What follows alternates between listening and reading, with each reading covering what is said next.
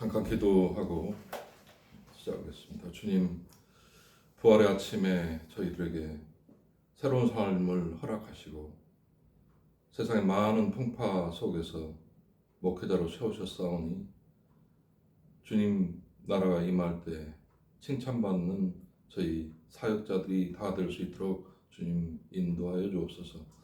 말씀 들고 섰습니다. 오직 주님만 드러나는 은혜로운 시간 되게 인도하여 주옵소서. 거룩하신 우리 구주 예수 그리스도 이름으로 감사드리며 기도드립니다. 아멘.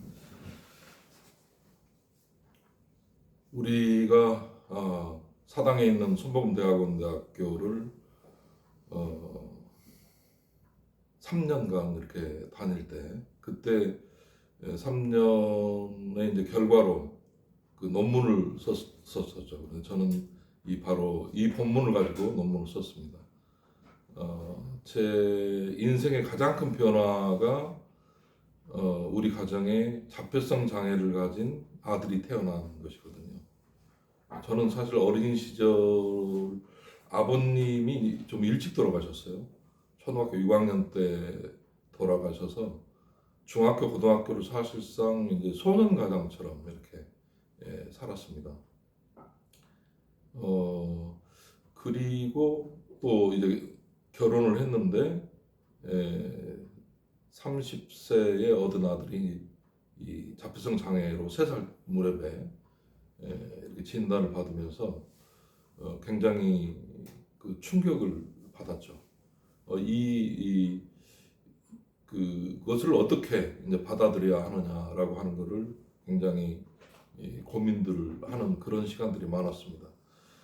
저는 다행히 중학교 때 이제 그 숭일중학교라고 하는 미션 스쿨을 다녀서 어렸을 때부터 그 기독교적인 분위기, 찬양을 통해서 그 가슴 속에서 우러나오는 그런 그 하나님과의 만남, 이런 것들에 굉장히 익숙한 그런 환경에서 자랐지만 아들이 자폐성 장애로 이렇게 태어나면서 어떻게 해야 될지를 정말 모르겠더라고요.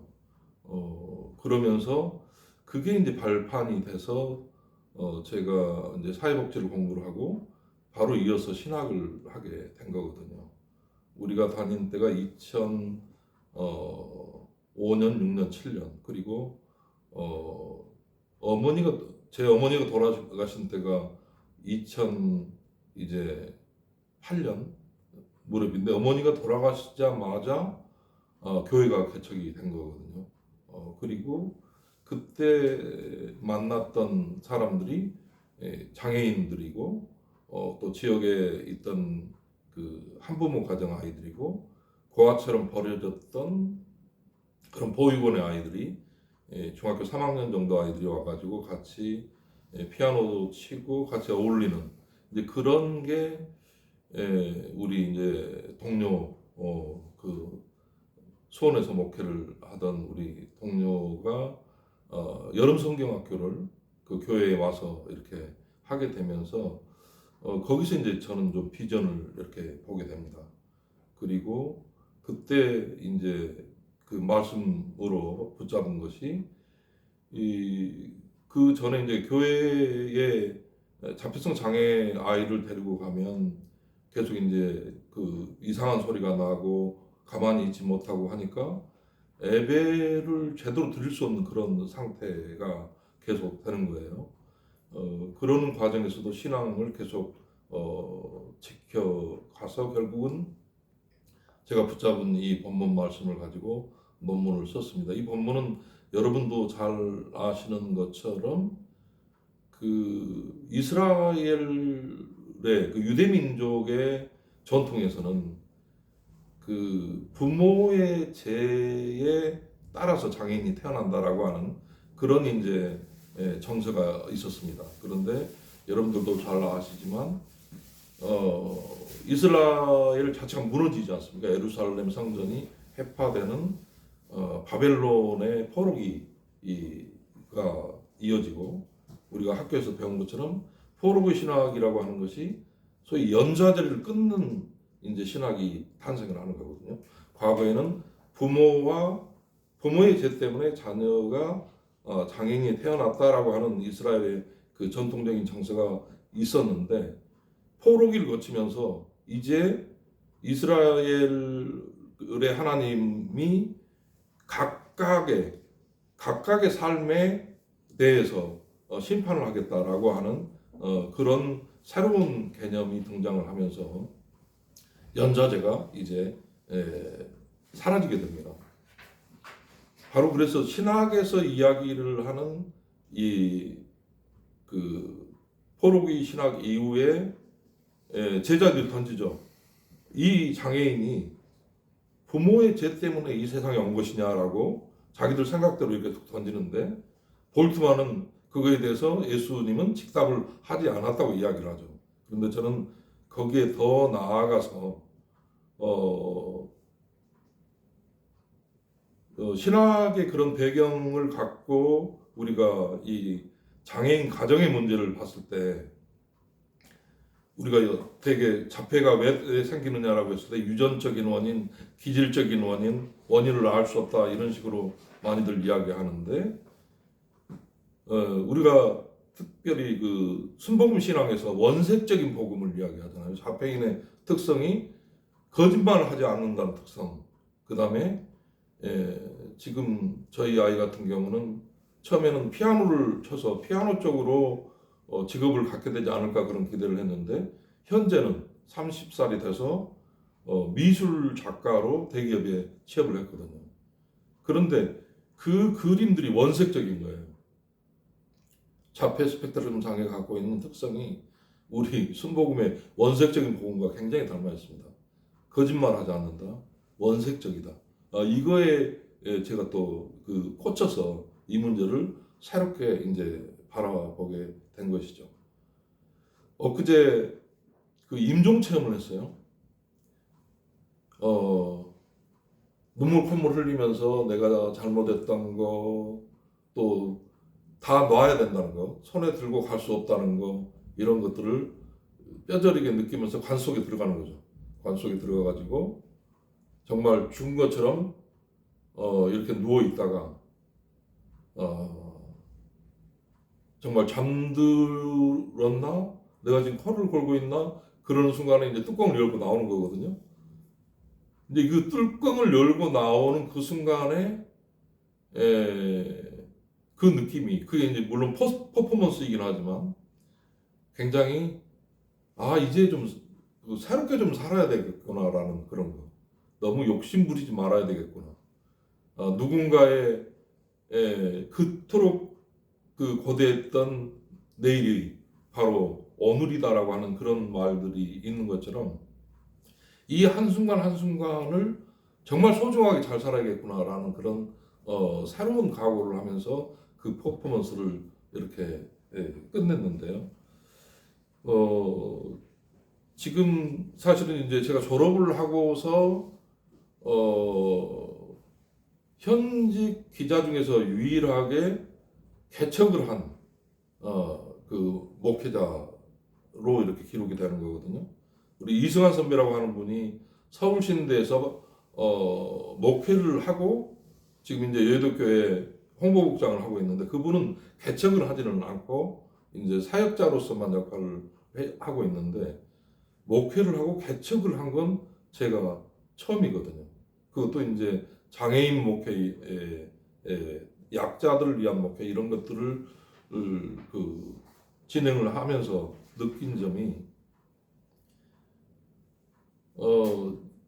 이게 내 의도대로 되는 것이 아니라 그 하나님과의 깊은 교제 속에서 모든 것들이 이루어진다라고 하는 것이거든요. 아이를 키우다 보니까 어느 날 학교를 갔어요. 학교를 갔는데 이 아이가 학교에 있는 것이 아니라 밖에 근처 아파트에 승강기에 그 숫자가 있는 것을 보기 위해서 교실이 있어야 할 아이가 밖에서 아파트의 승강기 앞에 있는 겁니다. 그러니까 학교는 발칵 뒤집혀져 있는 거죠. 언제 나갔는지도 모르게 쏜살같이 나가가지고 찾을 길이 없는 그런 상태가 됐는데 우리는 어디가 있는지를 알죠. 부모한테 연락을 해서 다시 데려다 주고 하는 그 과정에서 이제 집사람이 학교 안에서 보조교사 역할을 하는 거예요. 그런데 영유아기를 거쳤을 때 이미 파김치처럼 정말 연약해져 있었는데 학교를 가니까 더 힘든 거죠. 가정이 거의 파탄날 지경인 거예요. 이번에 김영두 헌법재판관이 국회 법사위에 나와가지고 이야기를 하잖아요. 우리 가정에 자폐인이 태어났는데 우리 부부가 이 아이 때문에 물리고 뜯기고 온몸에 멍이 들어있다. 그 얘기를 하는 순간 자폐 자녀를 둔 많은 가정들이 공감을 했죠. 그분은 2006년부터 그 한국 자폐인 사랑협회라고 하는 곳에서 오랜 기간 만나왔던 분인데 그분이 이제 헌법재판관이 돼서 약자들에 대해서 정말 좋은 그런 정책들 또 법으로 뒷받침하는 그런 일들을 할 것이라고 생각을 하니까 굉장히 위로가 됐습니다. 우리가 그때 초등학교 1학년이던 제가 신학을 하기 전에 학교 안에 자원봉사자가 아니라 좀 이렇게 난이도가 있는 그런 일들을 담당할 수 있는 유급봉사자가 들어와서 일을 해줘야 된다라고 하는 이슈 제기를 하고 교육부의 제3차 특수교육 발전 5개년 계획 때 부모 검토위원으로 들어가서 그 정책을 반영을 하게 되죠. 그런데 그게 제가 기자가 아니었으면 거기 교육부 관료들이나 학자들이나 이런 사람들을 만날 수가 없는 거죠. 그런데 그 문제 제기가 되고 인천에서 당시 금융위기 상태에서 일자리를 만들어야 하는 이제 그 지자체 지방정부에서 한 1억 원 정도의 예산을 들여가지고 공익보조교사를 실험을 하고 그게 성공을 하게 돼서 각 지역마다 아니 장애인이 인천에만 있는 게 아닌데 부산에서 광주에서 서울에서 대전에서 뭐 천안에서 저를 불러서 부모들이 이제 이렇게 모임을 만드는 거죠. 계속 우리 지역에도 이걸 해달라 이렇게 해가지고 6만 5천 명 정도의 청원을 받아서 국회에 제출하고 결국 그것이 우리 당대에 바로 정책으로 반영이 돼서 현재 특수교육 실무제도라는 걸로 발전을 하게 되는 거거든요.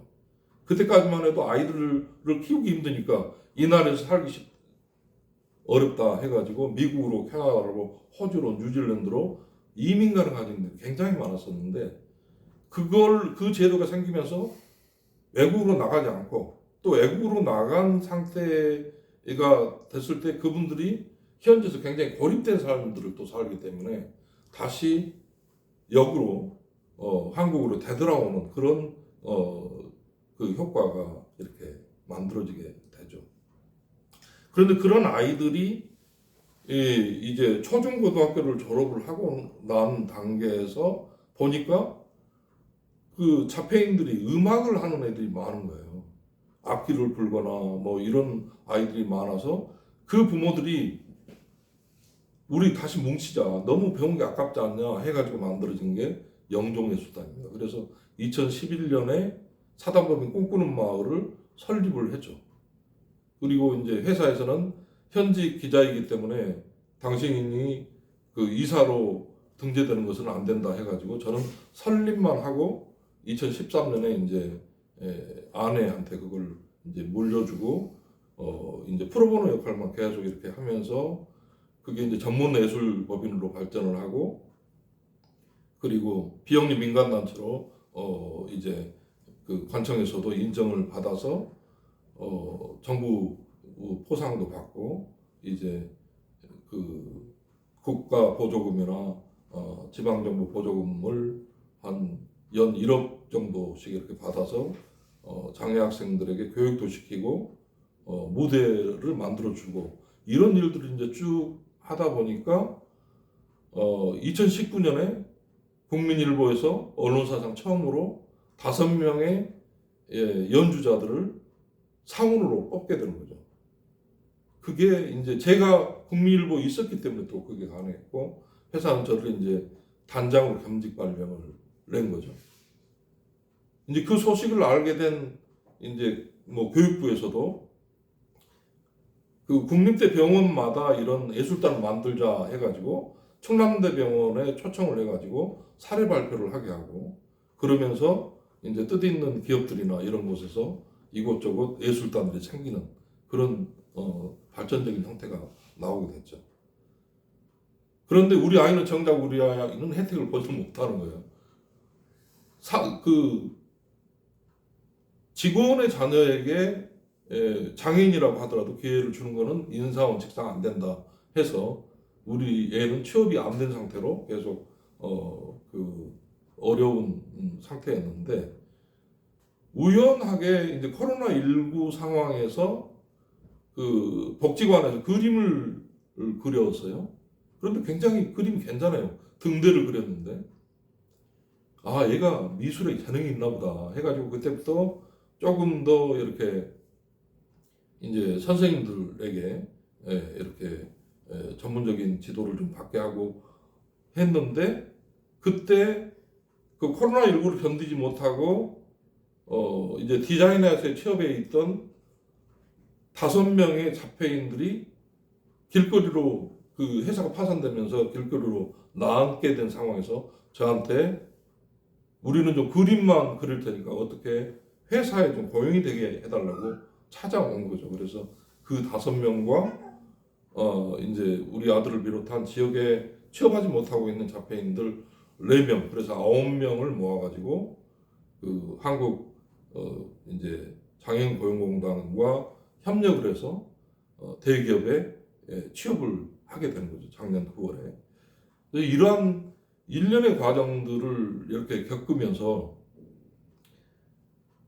왜 나같이 부정한 사람이 국민일보에 31년 2개월 동안 잘리지 않고 내 발로 걸어 나올 때까지 잘 버틸 수 있었는가라고 하는 게, 그런 위치에 있어서 그런 제도를 만들고 또 이런 장애인들이 이 세금을 내는 시민으로 이렇게 설 수 있도록 하기 위해서였지 않느냐, 이제 이런 생각을 해보게 되는 것입니다.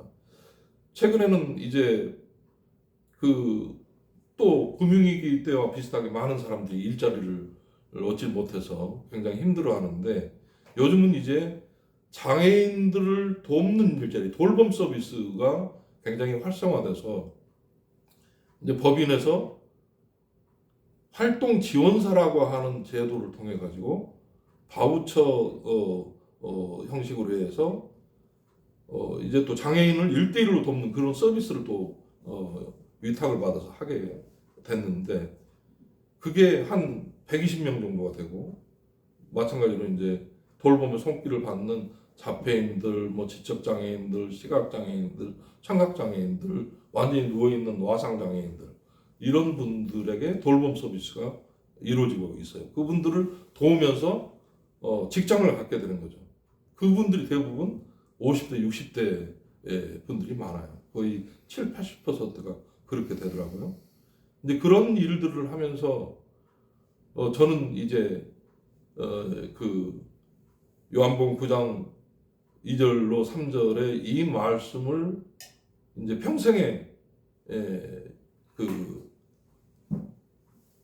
제가 늘 묵상하는 말씀으로 이렇게 붙잡고 살아가게 된 게 참으로 다행이라고 생각을 하는 거죠. 보통 사람들이 그러는 거예요. 왜 장애인 가정에 그 문제가 저렇게 이제 어려운가?